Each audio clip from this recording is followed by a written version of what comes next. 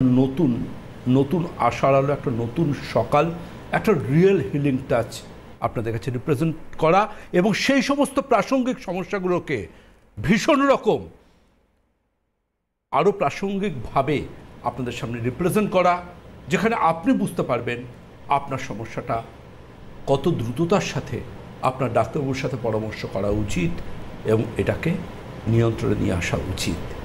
আজকে তেমনই একটা গুরুত্বপূর্ণ সাবজেক্ট, দ্যাট ইজ ভুলেও ভুলবেন না। ওই ঠাকুর দাদার চশমা কথা, ওরে গনসা হাবুল ভোতা, এই ছোটবেলার কবিতাটা আমরা কিন্তু ভুলতে পারি না। ঠাকুর দাদার চোখে চশমা, ঠাকুর দাদা খুঁজছেন চশমাটা গেল কোথায়, কোথায় আমার চশমা। এবং এটা কিন্তু ভীষণ গুরুত্বপূর্ণ একটা ম্যাটার, যে চোখের চশমাটা দিয়ে ঠাকুরদা খুঁজছেন যে তার চশমাটা কোথায়।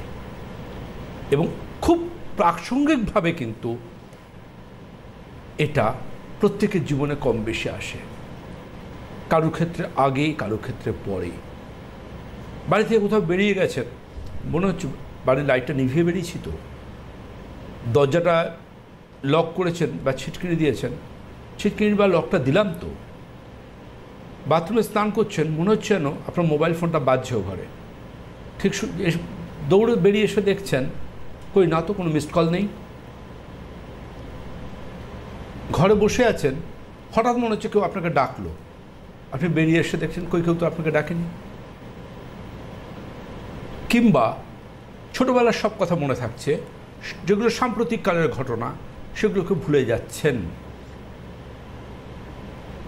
কেন এরকম হয়, কেন আমরা ভুলে যাই? আর এই ভুলে যাওয়াটা যখন আমাদের ব্যক্তি জীবনকে, আমাদের সামাজিক ক্ষেত্রকে এবং আমাদের কর্মজীবনকে বিব্রত করে তোলে, ঠিক কোন জায়গায় গেলে বিব্রতের এই সীমাটা, কোন জায়গায় গেলে সীমার মাঝে অসীম হয়ে আমাদের উচিত যে এই সীমারেখাটা টেনে অবশ্যই একজন কোয়ালিফাইড ডাক্তারবাবুর পরামর্শ নেওয়া এবং সমস্যাটাকে নিয়ন্ত্রণে নিয়ে চলে আসা।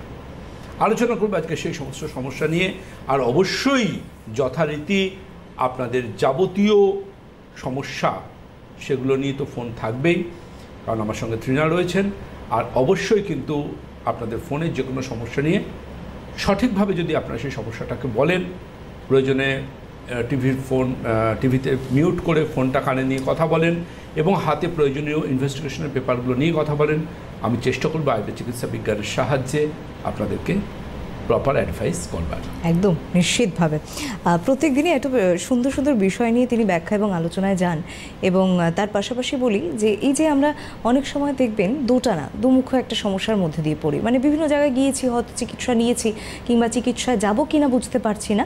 এই বিভিন্ন ধরনের দোটানা থেকে বেরিয়ে আসুন, কারণ পরম্পরা আয়ুর্বেদ কিন্তু বংশপরণ, তার পরম্পরায় তাদের বৈদ্যস পরিবারের অনুষ্ঠান এবং যে চর্চার কথা তিনি বলে থাকেন। এবং আপনারা একটা কথা বলেন যেটা একমাত্র ভরসার জায়গা, যে পরম্পরা আয়ুর্বেদ আমাদের শুধু আমার নিজের নয়, আমাদের পরিবারের সবার সুস্থতা দেখে। একদমই তাই। অ্যাকচুয়ালি দেখুন, যারা আমার ঠাকুরদাদাকে দেখাতেন তাদের ছেলেরা আমার বাবাকে দেখিয়েছেন, এখন তাদের ছেলেরা কিন্তু আমাকে দেখাচ্ছেন। মানে আমরা যেমন বংশ পরম্পরায় চিকিৎসক পরিবার, তারাও কিন্তু বংশ পরম্পরায় আমাদের পেশেন্ট হিসেবে আছে।